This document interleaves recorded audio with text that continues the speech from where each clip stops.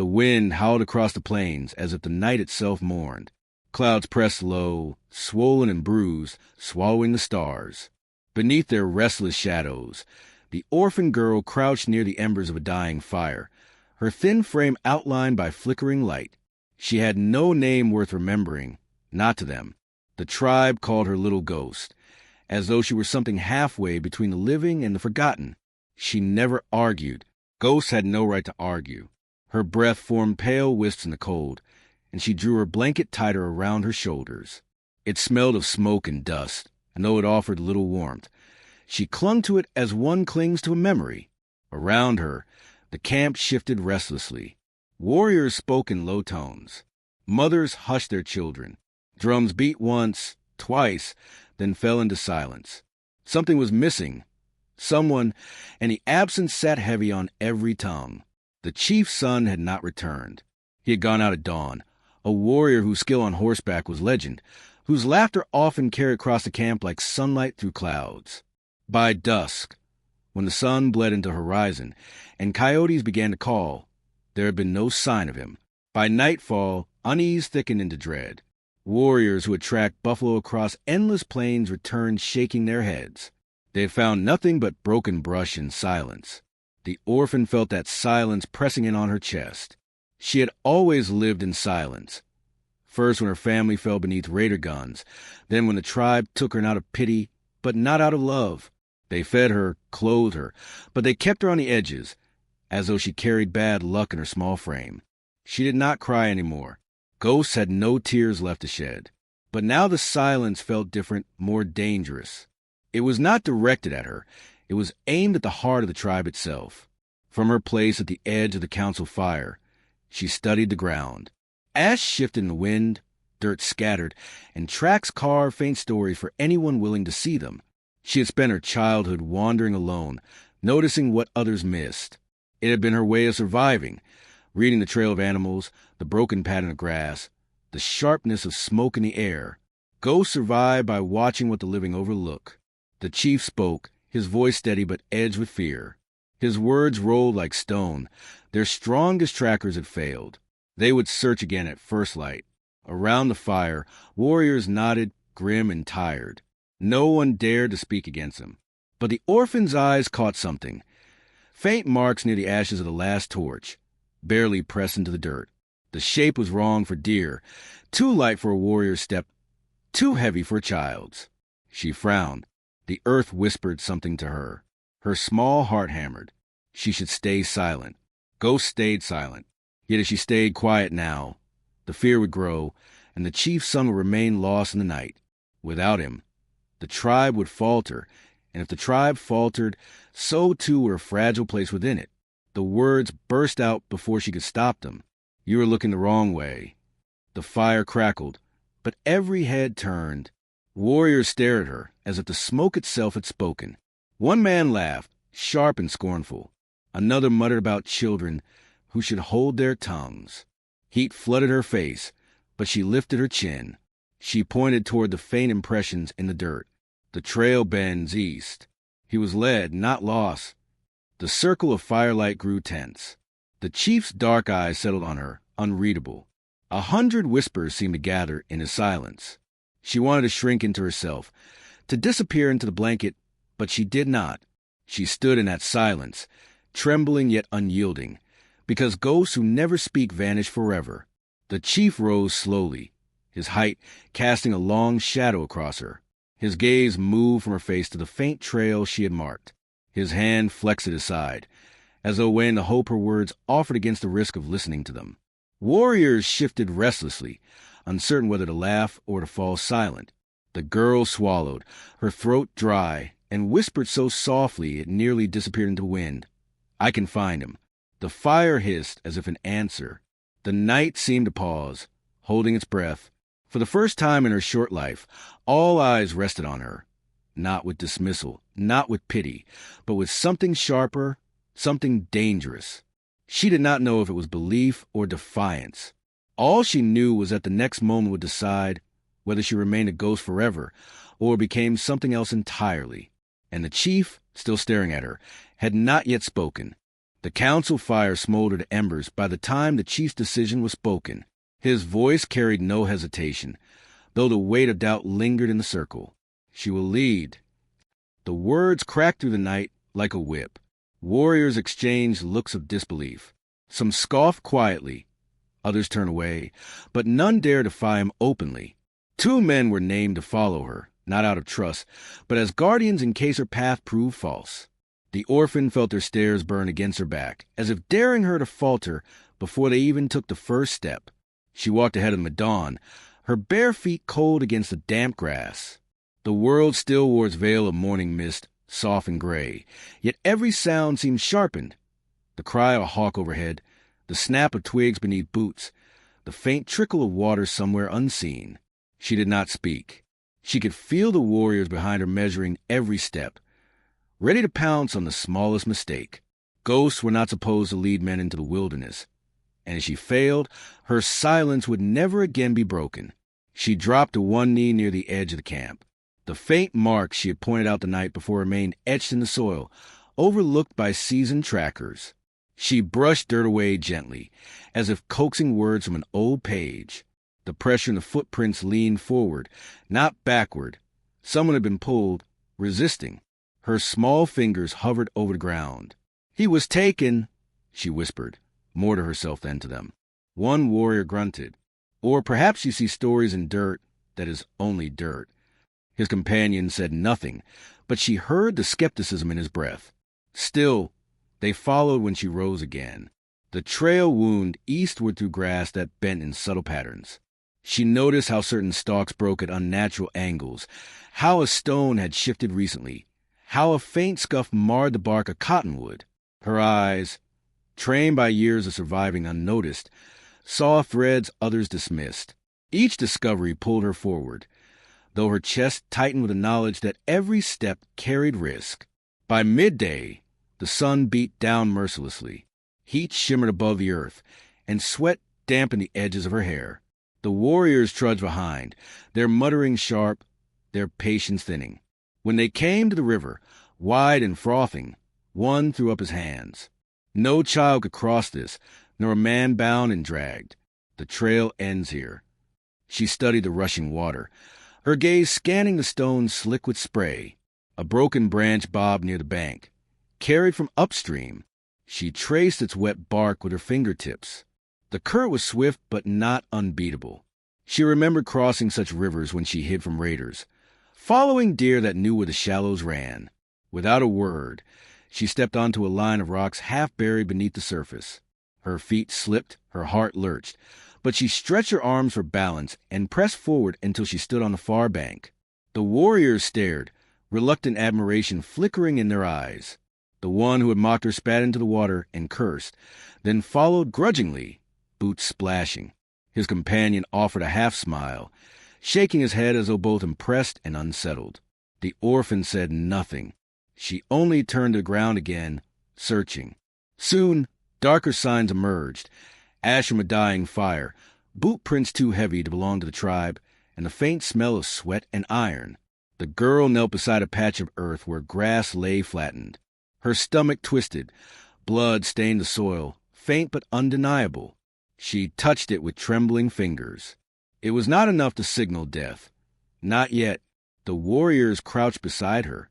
One muttered a curse. "Raiders," he said. "If they hold him, he is as good as gone." Her pulse thudded in her ears, but she shook her head with sudden ferocity that startled them. "He lives," she insisted. "If he had fallen, the earth would show it. The trail still carries his weight." They stared at her, surprised by the strength in her voice. It was not the tone of a ghost. It was the tone of someone daring to be heard. For the first time, their eyes did not slide past her as though she were nothing. They regarded her as though she were dangerous. Hours stretched long as the trail deepened into rougher terrain. Trees thickened, their shadows sharp in the late light. Coyotes barked in the distance, and once the warriors halted abruptly when a rattlesnake hissed near a stone. The orphan's small frame pressed against a tree as the serpent slithered away, her heart hammering, but she forced herself onward. Each step was proof she belonged here, proof she was not invisible. As dust bled across the sky, they came upon a torn scrap of cloth snagged on a branch. One warrior pulled it free and turned it in his hand. The fabric bore a pattern unmistakable to them all, the design of the chief's family. His breath caught, his hardened face softening in a way that betrayed the fear he carried. The girl reached out, brushing the cloth with her fingertips. It was stiff in places where blood had dried. Her throat tightened, but she did not let the terror show. Instead, she clutched the fabric to her chest, eyes narrowing on the darkening horizon. "He is close," she whispered, voice raw but certain. The wind shifted, carrying with it the distant crackle of fire, faint laughter echoing over the trees. The warriors stiffened. The girl's small hands clenched tighter around the cloth.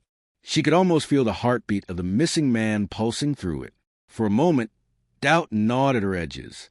She was still just a child, standing at the mouth of danger far larger than herself. Yet the thought of turning back ignited something in her, a fury at the years of silence, the loneliness that had caged her. If she faltered now, she would remain a ghost forever. If she pressed forward, perhaps she would become something else. The warriors looked to her, no longer mocking, but waiting. And in that waiting she felt power stir, a fragile, defiant flame. She lifted her chin toward the glow in the distance. "We find him tonight," she said. Neither man argued. The canyon loomed ahead, carved deep into land like a wound that would not heal. Shadows clung to its walls, and the flicker of orange firelight bled across the rock. The girl crouched low in the brush, her breath caught in her throat. Below, raiders lounged around a campfire, their laughter jagged and cruel. Sparks rose into night air like restless spirits, each one a reminder that the man they sought was still alive, or had been when the fire was lit. She spotted him quickly. The chief's son was tied to a post, his body slumped but not broken. His hair hung over his face, dark with sweat, and his chest rose and fell shallowly. Relief cut through her fear. He lived, yet that relief hardened into dread as she studied the men guarding him, their rifles stacked within reach, their knives gleaming. They were many, too many for 3 shadows in the dark to overcome. One of the warriors at her side cursed under his breath. "It is madness," he whispered. "We cannot strike with so few." The other pressed his lips together, torn between duty and despair. His gaze shifted to the girl, as though searching for an answer from someone who had no right to give it. She felt their doubt like a weight, pressing down, threatening to crush her small frame. But she also saw their hesitation for what it was. Fear dressed as reason. Her voice was low, steady, waiting until morning will kill him. They will move him, or end him to keep him silent.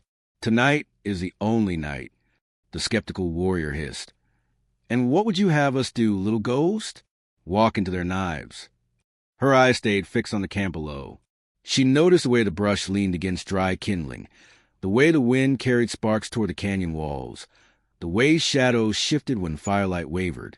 Memories of survival sharpened her thoughts. Fire had always been both danger and shield. "We make the night burn louder than us," she said. "They chase the flames, not us. In the smoke, we take him back." The warriors exchanged uneasy glances. One shook his head, muttering about foolish children, yet neither offered a better plan. She crawled forward, her heart rattling in her chest, until she reached a patch of brittle weeds and branches. Her small hands worked quickly, gathering what the wind would feed. Each snap of a twig echoed too loudly in her ears, but the raiders' laughter drowned it. She struck stone against stone, sparks catching, flame licking hungrily at the dry brush. Within moments, smoke curled upward, subtle at first, then thickening as the fire took its first breath. The warriors flanked her, tension carved deep into their faces. "If this fails," one murmured, "we all die." The girl didn't answer. She had already accepted that truth. The flame spread quickly, climbing the brittle grass, racing along the canyon's edge. When the wind shifted, smoke billowed into the raiders' camp. Shouts erupted. Men leapt to their feet, scattering toward the fire, shouting orders, stomping at sparks, cursing the wind. The orphan's pulse hammered as she pressed herself low, crawling down the slope with the warriors close behind. Through the haze, the bound figure of the chief's son came into focus. His head lifted weakly, eyes narrowing as though unsure whether the shapes moving toward him were friend or foe. She darted forward, her small fingers fumbling for a shard of glass left in the dirt. The edge cut into her skin as she sawed at the ropes, but she gritted her teeth, ignoring the sting. The warrior groaned, his cracked lips parting. "Who?" His voice was hoarse, barely a thread of sound. "Quiet," she whispered fiercely. "I'll take you home." The rope frayed, then split. His weight sagged against her, heavier than she had imagined, but the warriors rushed in, slinging his arms over their shoulders. Smoke curled around them, thick and choking, hiding their movements from those who had not yet noticed. But not all were fooled. A raider shout rang out, sharp and furious. A gunshot cracked, splintering the night. The girl flinched, heat surging through her veins, but forced herself to move faster. Another shot whined past, sparking off stone. The warriors dragged the wounded man forward, urging her ahead. She sprinted through the smoke, her lungs burning, her legs trembling with the effort of carrying more than her own fear. Behind them, chaos reigned. Fire roared louder, fueled by the wind, and the canyon glowed like a furnace. Raiders shouted over crackle, their voices frantic, disoriented. The girl stumbled but pushed on, the scrap of blood-stained cloth still clutched in her fist like a talisman. Each step felt stolen from the hands of death itself. When at last they reached the cover of the trees, she collapsed to her knees, coughing until her chest ached. The warriors lowered the chief's son gently against the roots of an oak. His eyes opened wider now, clearer in the moonlight, and they fixed on her.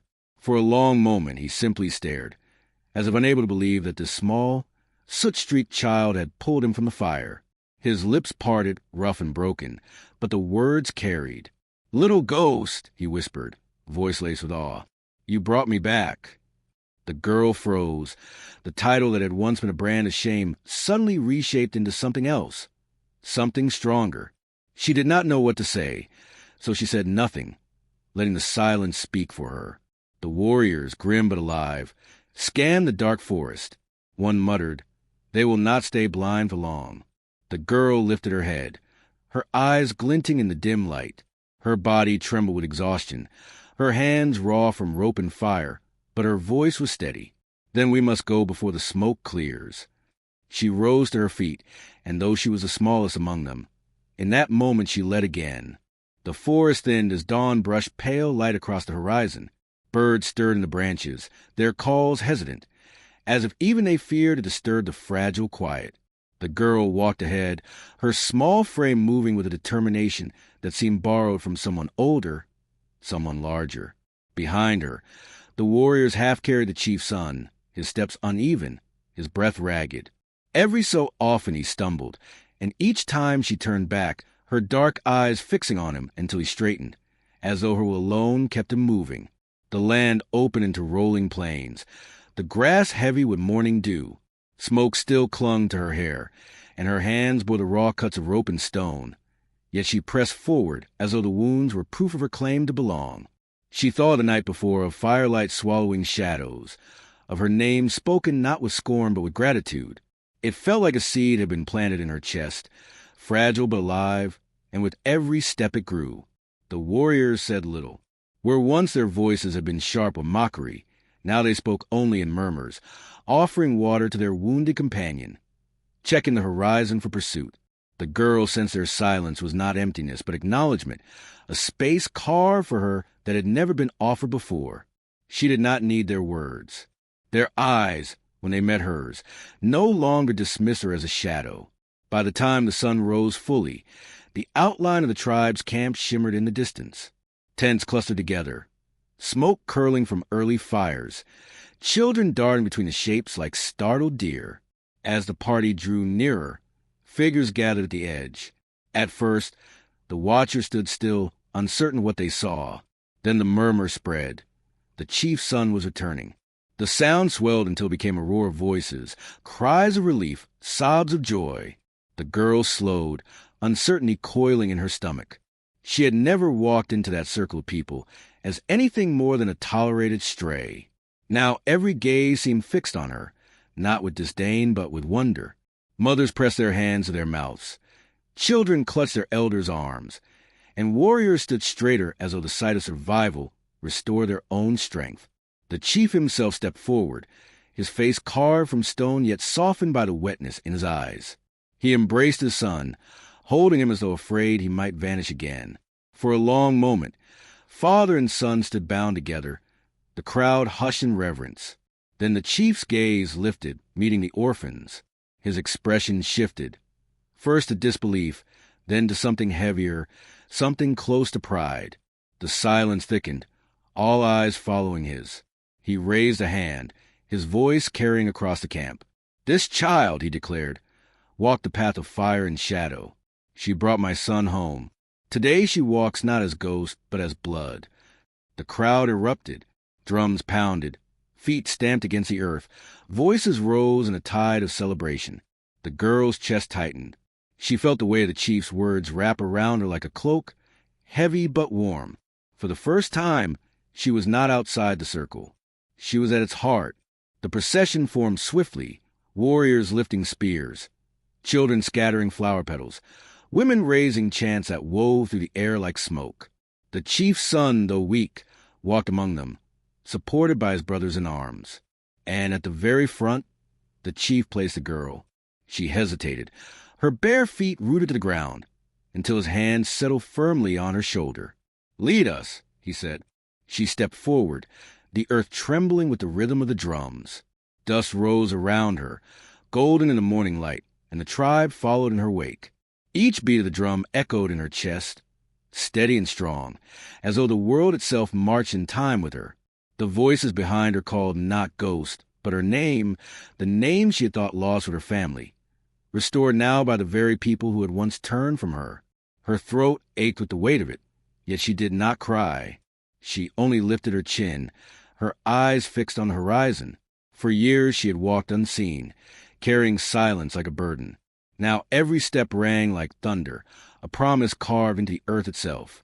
The camp celebrated long into the morning, but within her heart the noise quieted into reflection. She thought of the trail, of the river's cold bite, of the smoke stinging her eyes, of the fire that nearly swallowed them all. Each moment had demanded more than she believed she had, and yet she had not broken. She wondered if this was what belonging truly felt like. Not the absence of loneliness, but the recognition that even the smallest voice could change the course of many. When at last the drums softened and the tribe settled, she stood apart, watching the sun climb higher. The chief's son, resting near the fire, lifted his head to her once more. Gratitude still burned in his eyes, but something else too, respect, as if he had seen in her not a child but a force. His voice carried softly, meant for her alone. "Once you were called Little Ghost. Now you are the one who led us home." Her lips curved, the faintest smile breaking the line of her face. Ghost did not smile, but she was no ghost now. She turned back toward the camp, where laughter rose and banners fluttered, and for the first time she allowed herself to believe she had a place there. And to you, listening to this tale, know this: courage is not always with a face of strength. Sometimes it is small, trembling, unseen, until the moment it steps into the fire. If this story touched your heart, do not let it fade into silence. Share it, carry it, and let others know that even the forgotten can lead the way home. If this story moved you, don't forget to like, subscribe, and share your thoughts in the comments.